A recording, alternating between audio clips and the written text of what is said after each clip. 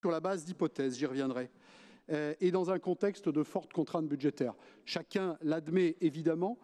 Je ne passe pas mon temps à vous parler du contexte national, mais malgré tout, nous ne pouvons imaginer de parler de notre budget de la région sans avoir une vision sur ce qui se passe de l'ensemble.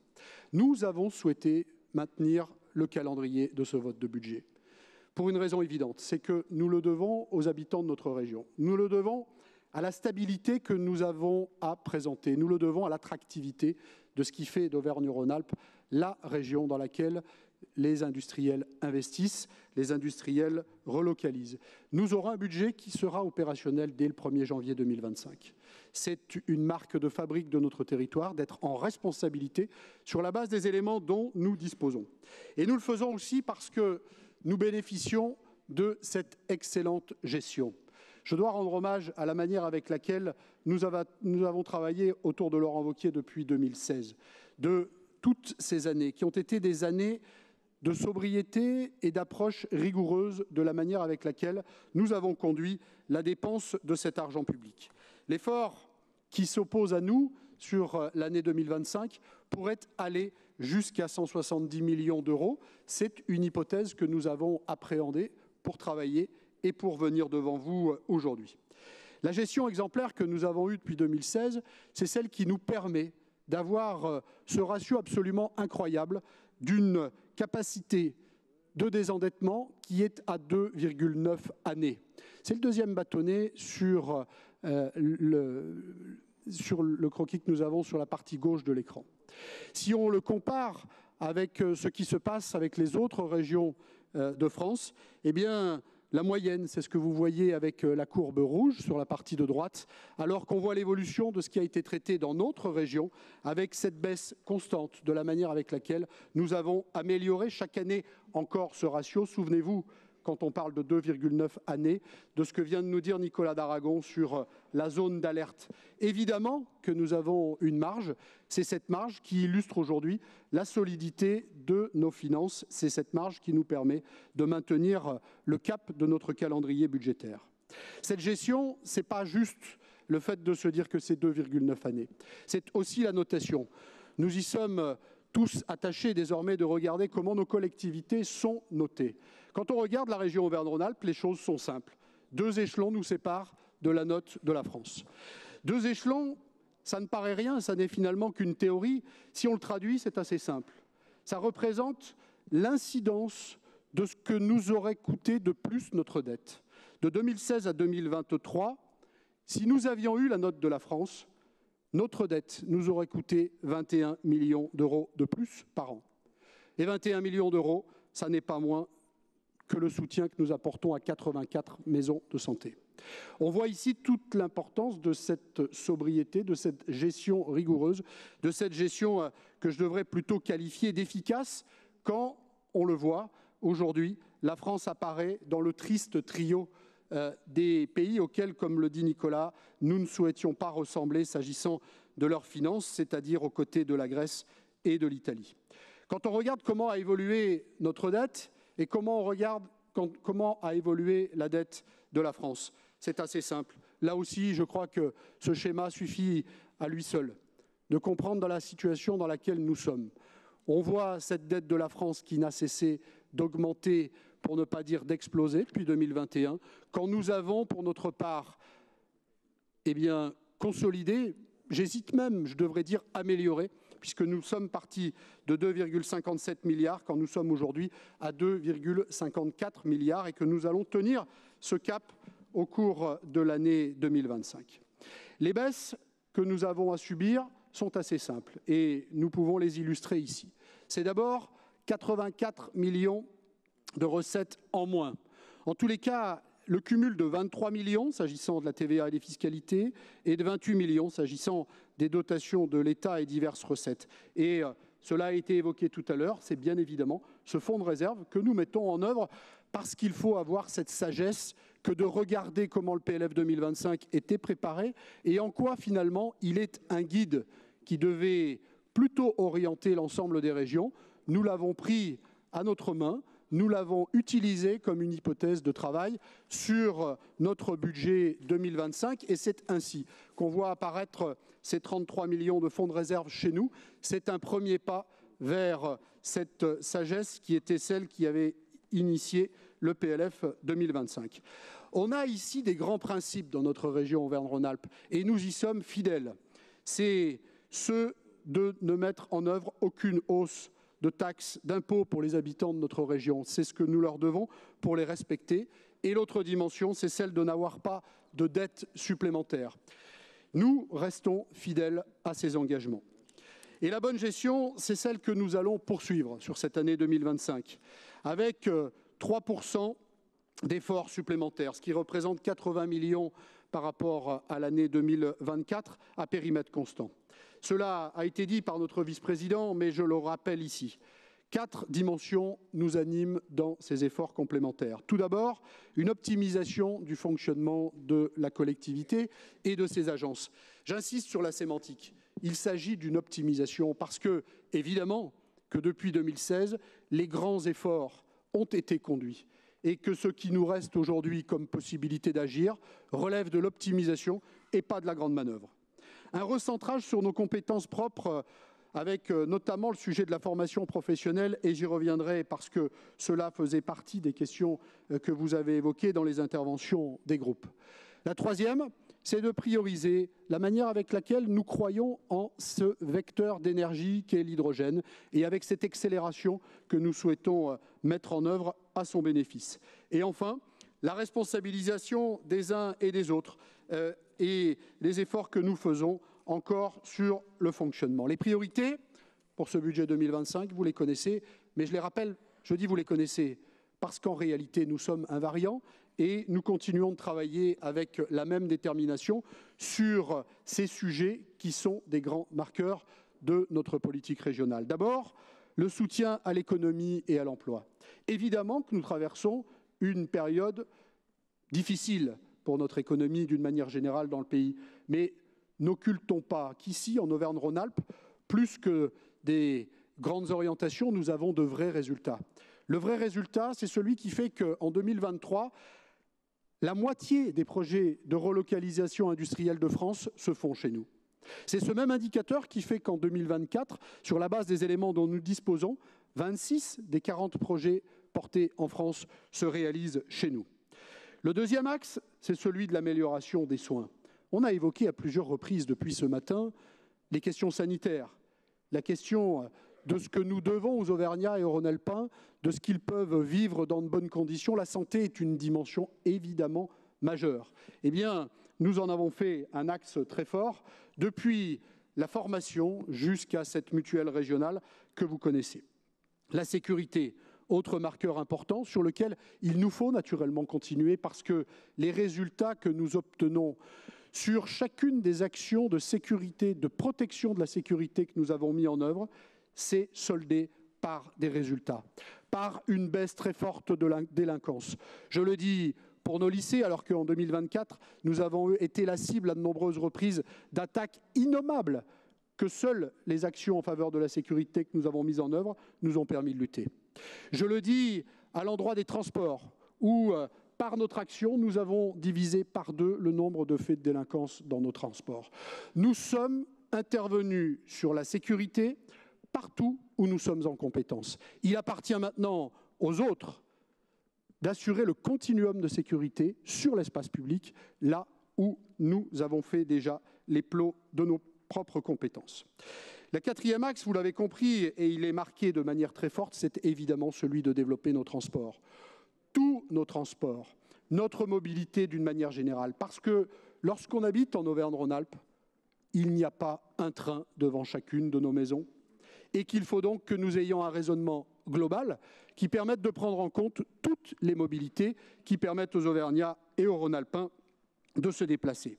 Et enfin, 5e axe, c'est évidemment ce que nous souhaitons poursuivre aux côtés de nos territoires, aux côtés de nos communes et de nos intercommunalités, avec ce soutien au projet, avec ce que j'appelle cette solidarité territoriale que nous devons en accompagnement de celles et ceux qui font vivre nos territoires, de celles et ceux qui font vivre, Philippe, nos communes et nos intercommunalités.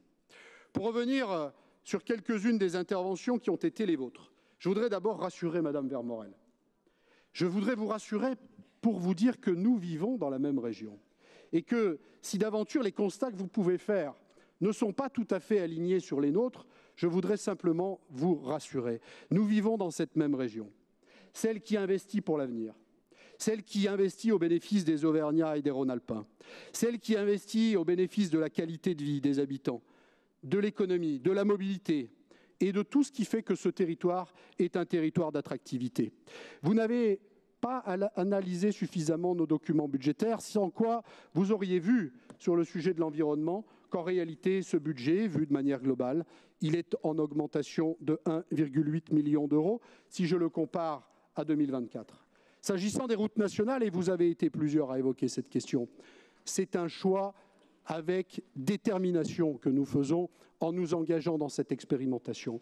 Nous le faisons parce que ces 756 kilomètres qui vont entrer dans notre giron de compétences sont des itinéraires sur lesquels nous allons pouvoir faire la démonstration, comme sur tant d'autres sujets, de la force de notre action, de cette capacité que nous avons à rassembler l'ensemble des champs de compétences de la mobilité sans les opposer. Que penserait l'habitant d'un village reculé de notre territoire si nous ne lui laissons à penser que seul le ferroviaire aurait grâce à nos yeux ? Que penseraient ceux qui se sont battus avec force sur les projets des véloroutes, considérant que c'est une mobilité durable, si nous ne pensions qu'à notre question ferroviaire? Évidemment, il ne faut pas les opposer. Évidemment, il faut les voir de manière tout à fait complémentaire. Il faut considérer que sur la mobilité aussi, nous avons cette agilité. Vous avez évoqué à quelques reprises notre stratégie avec cette SPL en direction des mobilités. Mais évidemment que cela est pour nous une véritable fierté. Ça veut dire que nous dépassons le cadre simple d'un budget ordinaire pour aller chercher des stratégies financières qui nous permettent de faire plus au bénéfice des Auvergnats et des Rhône-Alpins. Et là encore, je voudrais vous rassurer, lorsque nous appréhendons nos ratios et notre solidité financière, nous l'appréhendons de manière consolidée entre notre budget et le budget de la SPL. Vous avez évoqué à quelques reprises les travaux dans les lycées.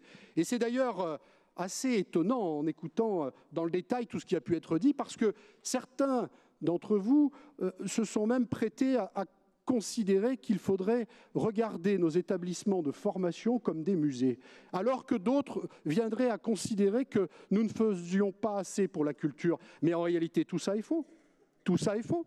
Nous avons un engagement avec détermination sur nos lycées. C'est l'objet de ce plan Marshall que nous portons avec force. Et en même temps, ce travail que nous faisons pour la culture. Et au moment où vous évoquiez ce sujet de la culture, je vois cette visite que je viens de faire à la Halle au Blé. Je vois cette visite que je viens de faire au musée des tissus. Et je me dis qu'en réalité, vous faites fausse route en considérant que nous n'irions pas assez sur la culture, parce que ce sont là deux exemples, seulement deux parmi tant d'autres, qui illustrent notre action forte en direction de la culture. Et quand je dis ça, je me dis que si finalement vous vouliez comparer nos établissements de formation avec des musées, allez-y, parce que voilà des beaux exemples de musées que nous allons mettre en œuvre. Monsieur Morage a rappelé la règle d'or. Merci Jérôme d'avoir évoqué cette règle d'or. Parce que chez nous, nous n'avons pas à faire de gesticulation ou de grandes déclarations autour de la règle d'or. Parce que c'est tout simplement un principe. C'est un principe autant que celui de la sincérité budgétaire. Nous avons beaucoup travaillé sur cette préparation budgétaire, animée toujours par cette volonté de le faire avec la plus grande sincérité. Madame Boucala, je crois qu'il faut que nous puissions retravailler ensemble sur quelques éléments qui font la préparation des budgets dans les collectivités. Un budget n'est pas fait de certitudes. Moi, j'ai été maire pendant 23 ans, je n'ai jamais fait un budget avec des certitudes. Et d'ailleurs, les choses sont plutôt bien faites puisque l'exercice dans lequel nous sommes s'appelle BP, budget primitif ou budget provisoire. En tous les cas, celui qui est fait sur la base des prévisions. Et c'est précisément ici ce qui nous occupe. Nous travaillons sur la base des prévisions qui nous sont données. Alors certes, cette année, les prévisions sont plus dégradées que d'habitude, parce que la situation au national est plus dégradée que d'habitude, de ce que nous ne retrouvons pas cette stabilité à laquelle nous aspirons tous. Et évidemment, nous travaillons avec ces prévisions de la manière la plus sincère, la plus aboutie et la plus agile de ce que nous devons savoir nous adapter en cours d'exercice. Je rajoute simplement sur la question de la montagne que vous aviez évoquée, Madame Boukala également, de ce soutien que nous apportons à la montagne, pour rappeler 2 chiffres. Le chiffre d'affaires global du tourisme en Auvergne-Rhône-Alpes, c'est 21 milliards d'euros. Le seul chiffre d'affaires de notre montagne d'hiver, c'est 10 milliards d'euros. Alors, évidemment, on peut considérer que, sans doute, il faudrait mettre moins dans nos montagnes. Mais le seul chiffre d'affaires est de nature à nous démontrer que c'est une machine qui fonctionne plutôt bien. Le deuxième élément, c'est que le rayonnement de cette économie de nos montagnes contribue en réalité largement à l'ensemble du tourisme sur notre grand territoire régional. Monsieur Guillaumin, vous avez évoqué le fait que nous aurions couru après le PLF 2025. Nous n'avons pas couru après, nous avons appelé de nos vœux qu'il puisse être plus clair, qu'il puisse en tous les cas être abouti, pas tant pour nous que pour ce qu'il représente de l'intérêt de la France, de cette stabilité, de ces axes, de ce cap dont nous avons besoin, dont les investisseurs ont besoin dans notre pays. Et c'est précisément parce que nous n'avons pas voulu donner la même image que nous avons gardé notre calendrier budgétaire, parce que nous voulons confirmer qu'ici, l'attractivité, les caps et la solidité sont au rendez-vous. Et nous l'avons fait de la même manière sur ce fonds de réserve, parce que l'un d'entre vous disait, vous avez, M. Blanchon, apporté un soutien au gouvernement Barnier. Mais bien sûr, et je profite de cette tribune pour la réitérer s'il était besoin ici, et je le dis au même endroit à mon collègue d'Aragon, parce que ce gouvernement que vous avez fait tomber, c'est celui qui avait pris une orientation en sagesse pour notre pays. Et le fonds de réserve,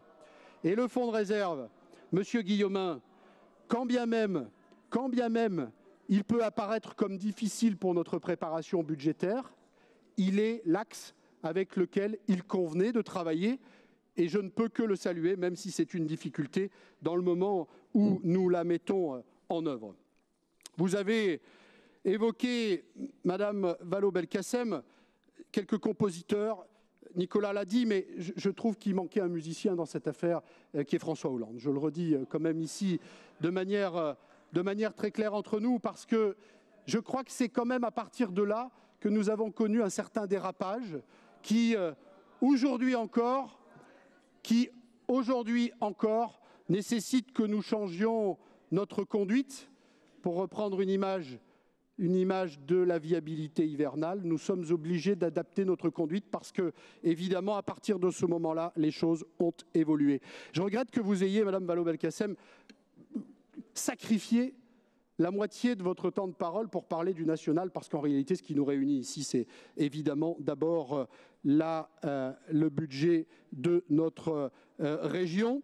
Et je regrette que vous ayez vu tout à la baisse, parce que finalement, quand j'ai écouté attentivement chacune de vos interventions, vous avez évoqué que des budgets à la baisse. Mais Nicolas, comment avons-nous fait pour avoir 1,7 milliard d'investissements cette année si tous ces budgets sont à la baisse? Il y a là quelque chose que je n'ai pas encore identifié. Monsieur Blanchon, vous êtes revenu sur ce sujet de la TICPE, que nous avons souffert ensemble. Et je ne dis pas autre chose, nous l'avons souffert ensemble. Et vous n'avez pas non plus oublié qu'au moment où j'avais présenté ce rapport lors de notre assemblée plénière d'octobre, j'avais ajouté que la recette qui serait le résultat de cette taxe que nous subissions irait au bénéfice des Auvergnats et des Rhône-Alpins. Je le confirme ici. Et nous aurons l'occasion d'en reparler lors d'une prochaine assemblée plénière avec ce que nous ferons, notamment à l'endroit de nos aînés sur le territoire régional. Vous auriez pu, Monsieur Blanchon, avoir la même approche sur la question de la tarification du transport scolaire, parce que nous avons été appelés à rendre ce service avec une certaine approche d'ensemble entre les départements sur lesquels une contribution des familles était appelée et celles dans lesquels départements la contribution des familles n'était pas appelée. Et donc nous avons fait évoluer cette disposition pour que dès septembre 2025, tous les départements soient concernés par une contribution des familles. Alors elle est certes relative puisqu'elle ne représente que quelques pourcents et elle est en réalité plus qu'une participation, plus qu'une contribution, elle est un moment qui permet d'être adhérent de ce transport scolaire. Et ce que je voulais vous dire ici, c'est que quand on appelle 120 €, en réalité, le coût du transport est plutôt de 1 500 € par élève. Et vous auriez pu, M. Blanchon, faire le parallèle avec ce sujet après la TICPE. Et ce à quoi j'aurais eu plaisir à vous dire que, évidemment, là aussi, c'est de manière tout à fait assumée, avec une véritable évolution pour l'ensemble des jeunes qui sont du coup appelés dans le cadre de cette contribution des familles, parce qu'ils auront un accès global sur ce que nous assurons de transport, à la fois avec nos bus et nos trains. Et c'est en réalité une autre manière avec laquelle nous allons pouvoir considérer le transport et la mobilité, notamment à l'endroit des jeunes. Monsieur Cotarac, vous avez reparlé de la crise agricole et vous avez raison parce que vous savez aller chercher ma sensibilité sur cette question. Et merci vraiment. Je voulais, s'il était besoin encore, après tout ce que nous avions dit déjà ce matin, rappeler que si d'aucuns doivent se sentir responsables de la crise agricole, si d'aucuns doivent se sentir responsables... Mais non, vous ne vous sentez pas visé tout de suite. Oh, c'était même pas pour vous. C'était même pas pour vous. Si d'aucuns doivent se sentir responsables, ça n'est certainement pas ceux qui, dans cet hémicycle, ont voté les budgets. Chacun se reconnaîtra. Parce que dans cet hémicycle, nous avons augmenté de manière substantielle, cela a été rappelé par Jean-Pierre Tête, le budget en faveur de l'agriculture, puisque nous l'avons multiplié par 4 depuis 2016, ce qui est évidemment conséquent. Et nous continuons d'apporter notre plus grand soutien. Vous avez été quelques-uns à venir évoquer la question du Mercosur. Et vous avez raison, nous ne sommes pas favorables ici au Mercosur et à cet accord de libre-échange. À telle enseigne, Monsieur Cotarac, je vous ai laissé vous exprimer, à telle enseigne que je suis allé moi-même à Bruxelles la semaine dernière pour porter la voix de notre hémicycle, parce que j'avais par anticipation compris comment vous souhaitiez que cela évolue. Je l'ai dit directement à la présidente Metsola, je l'ai dit à son vice-président, je l'ai dit dans les directions, dans les DG, parce qu'il ne s'agit pas juste de faire des vœux ici, il ne s'agit pas seulement de faire du théâtre ici. Il faut à un moment donné aller porter de manière très claire, sans embâge, la position qui est celle de notre région, qui est la position, qui est la voix de celles et ceux que nous défendons parce que tout simplement nous leur devons. Madame Surplis, enfin, merci de tout ce que vous avez dit, on a pris tous une petite leçon. Je vais simplement rappeler quelques chiffres, parce que vous avez, et vous n'avez pas été la seule, évoqué les questions de communication. Mais, comme l'a dit mon aile gauche ici tout à l'heure, les chiffres sont têtus. Évidemment que les chiffres sont têtus. Et s'agissant de la communication, il faut en avoir quelques-uns en tête. Quand je regarde comment ça fonctionne, dans notre région Auvergne-Rhône-Alpes, nous consacrons 2,6 € par habitant par an à notre communication. Quand je regarde cette bonne ville de Chambéry, qui n'est pas très loin de chez moi, comme vous le savez, nous sommes à 13,6 € par habitant et par an.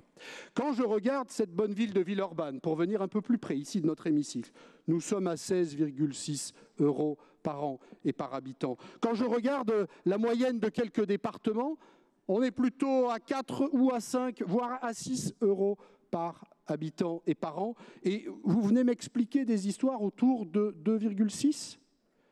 Et je devrais même rajouter, puisque les chiffres sont vraiment têtus, ce sont les efforts et la trajectoire qui a été la nôtre, puisque de 2020 à 2023, nous avons baissé précisément, nous avons baissé la majorité qui est au service de nos travaux, nous avons baissé de 10% justement les frais au bénéfice de cette communication. Les chiffres sont têtus, c'est ceux qui me permettent de conclure mon intervention et que nous puissions maintenant aborder les amendements. sur lesquels vous avez été généreux. Je tenais à vous remercier de cette belle salve que nous allons maintenant appréhender. Pour terminer, je voudrais, chers collègues, vous remercier. Je voudrais remercier notre vice-président, cher Nicolas, et tous ceux qui ont travaillé à tes côtés. J'associe de manière très claire nos services dans cette action de préparation budgétaire.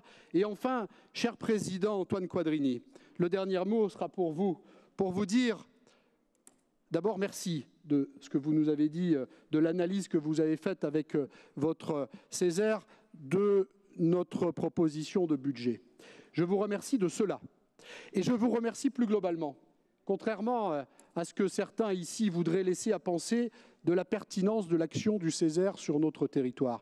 J'ai plaisir, mais le plaisir, ça n'est qu'une affaire personnelle. J'ai intérêt, en tous les cas, de la manière avec laquelle vous vous saisissez, de la manière avec laquelle vous nous répondez, des sujets qui font la vie de notre grand territoire régional, qui font la vie de notre Auvergne-Rhône-Alpes et de l'ensemble de ses habitants. Et ce qui veut dire que ce travail que nous faisons conjointement, nous dans nos délibérations, vous dans les vôtres et les propositions que vous faites ici, c'est finalement un travail d'ensemble qui agit dans la même direction, quand bien même vous pouvez être le poil à gratter, qui nous permet d'alimenter des travaux que je considère comme étant toujours de qualité.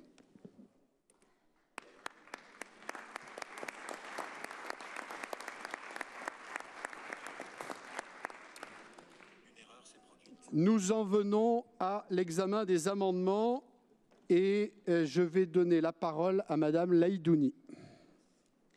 Merci. Mesdames et messieurs, j'ai fait un rêve. Nous avons fait le rêve d'une région guidée par la conscience de ses responsabilités face aux enjeux de notre monde.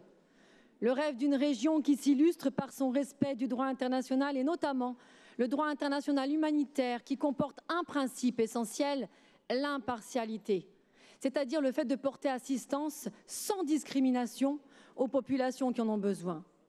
La situation dans le monde, à Gaza, en Syrie et ailleurs, y compris sur notre territoire, à Mayotte, nous montre bien le besoin d'élargir le champ des possibles de notre aide humanitaire. S'il vous plaît, respectez la parole.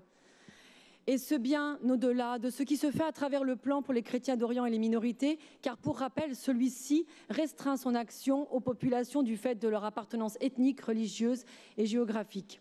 Donc, plutôt que de rallonger la liste des bénéficiaires, comme c'est le cas dans ce qui nous est proposé demain au vote, nous proposons d'épouser le droit international humanitaire à travers un seul plan, le plan Région sans frontières, que nous proposons de doter de 800 000 €. Ainsi, la région pourra s'autoriser à porter secours là où notre humanité brûle, notamment à Gaza, où contrairement à ce que nous a dit le vice-président en commission, il est possible d'intervenir via le financement d'ONG françaises qui œuvrent déjà là-bas. C'est d'ailleurs le cas déjà de l'œuvre d'Orient que nous finançons déjà, mais pas sur cette mission à Gaza, pas sur ces missions à Gaza, malgré nos demandes. Et c'est bien dommage. Voter ce plan Région sans frontières, c'est donc donner à notre région l'occasion d'être vraiment exemplaire. Ce rêve peut devenir réalité. Merci. Monsieur le vice-président. Oui, Monsieur le Président, Madame le conseiller régional, je pense que vous confondez un peu tous les éléments. D'abord, Mayotte, c'est la France. Ça ne fait pas l'objet des relations internationales. Ça, c'est le premier point. Deuxième point, le plan concernant les chrétiens d'Orient et les minorités religieuses persécutées est un plan spécifique pour ces minorités. Et nous avons le fonds d'urgence qui est disponible au sein de la région quand nous avons des problèmes humanitaires qui se posent dans ce vaste monde. Et dans ce cadre-là, nous mobilisons ce fonds d'urgence. Donc en fait, votre amendement est déjà de facto satisfait par les propositions et les dispositifs que la région met en place, Monsieur le Président. Donc c'est retrait de l'amendement ou rejet. Merci. Je ne vois pas de retrait. Monsieur Guillaumin, pour une explication. Oui, vous m'écoutez. Dès lors qu'il s'agit là de subventions, j'en profite pour m'exprimer et faire suite à la question orale que j'avais posée à la dernière session. J'aimerais que notre Assemblée puisse avoir la réponse qui a été faite à la demande de l'UNICEF d'une subvention exceptionnelle. Cette réponse m'atterre, nous atterre. Elle dit que la libération de tous les otages détenus par le Hamas nous semble un préalable incontournable à toute intervention de notre part. Voilà, est-ce que c'est la position officielle de la région, auquel cas je ne suis pas sûr que l'ensemble de la population de notre région aura, participe de cette même appréciation. Et opposer à ce point une urgence humanitaire avec des questions.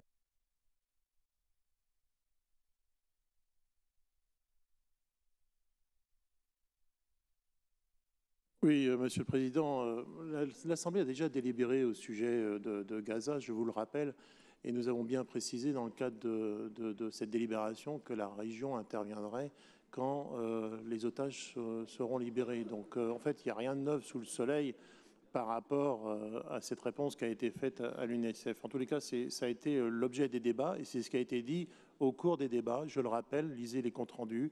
Nous n'interviendrons pas sur cette zone-là tant que les otages ne seront pas libérés. C'est la position de la région et vous le savez très bien d'ailleurs. Monsieur Debat, pour une explication de vote. Oui, alors nous voterons cet amendement, Monsieur le Président, mais je veux simplement, puisque les faits sont têtus, ça vous avez attaqué 2 fois bilan du gouvernement Hollande. Alors moi, je vais vous le dire, ceux qui ont flingué et cramé la caisse depuis 30 ans, eh bien, c'est Sarkozy et Macron. Parce qu'en 93, 38% d'aide publique, 38% du PIB en 93. En 97, 60%. À la fin du gouvernement Hollande, du gouvernement Jospin, 58%. En 2007, 65%. Et en 2012, merci Monsieur Sarkozy, 92%. En 2017, moins 2, c'est-à-dire 90%. Depuis Macron et les politiques que vous avez accompagnés, 110%. Ça ne change rien à la réalité régionale, mais il faut sortir de l'idée que c'est la gauche qui creuse les déficits, la droite qui les comble. C'est rigoureusement l'inverse quand on a un peu d'honnêteté intellectuelle. Monsieur Auguste, pour une explication de vote. Oui, merci Monsieur le Président. Simplement pour cet amendement, on va suggérer à Madame Laïdouni de se tourner vers la mairie de Lyon en matière de financement, puisque apparemment les élus lyonnais veulent, je cite, créer des ateliers de sensibilisation interespèces pour que leurs agents parlent avec les bouleaux pleureurs ou les coquelicots. Donc je pense que c'est de l'argent pas franchement très bien utilisé. Un petit fléchage là-dessus et puis les fleurs et les bouleaux s'en porteront peut-être un peu mieux. Attendez, on va juste, on est au début de l'examen des amendements, on va juste se remettre un petit peu les choses en piste pour la gymnastique qui nous attend dans les heures qui viennent. Hein. Des amendements, on en a une bonne centaine, d'accord? Donc, moi je veux bien que vous fassiez les interventions de groupe sur chacun des amendements, mais ça risque d'être un petit peu long, les amis. Donc, ça c'est la première chose. Monsieur Auguste, ça fait 2 fois, je crois, que vous vous adressez directement à un autre élu de l'hémicycle. On sait que ce n'est pas tout à fait la règle. Donc, on repose bien les petites choses là. Et ça nous permettra de travailler dans de bonnes conditions jusqu'à ce soir, sans que nous nous énervions. On va donc mettre aux voix l'amendement de Madame Laïdouni avec un avis négatif.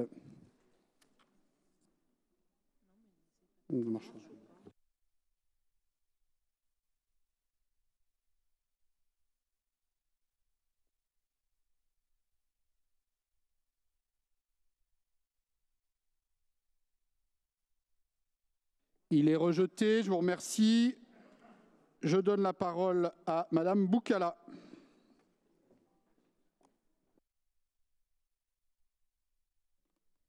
Oui, merci Monsieur le Président pour cet amendement qui est déposé par l'ensemble des groupes de gauche de cette Assemblée. Il s'agit d'un amendement qui doit répondre à, on va dire, un enjeu qui nous semble important, qui est le fait de pouvoir déprécariser le statut de certains agents qui travaillent dans nos lycées, souvent sur des postes en plus peu valorisés, souvent sur des postes très physiques, et qui aujourd'hui se voient proposer par notre collectivité des petits contrats de mois en mois. C'est assez compliqué pour eux, d'une part parce qu'il n'y a pas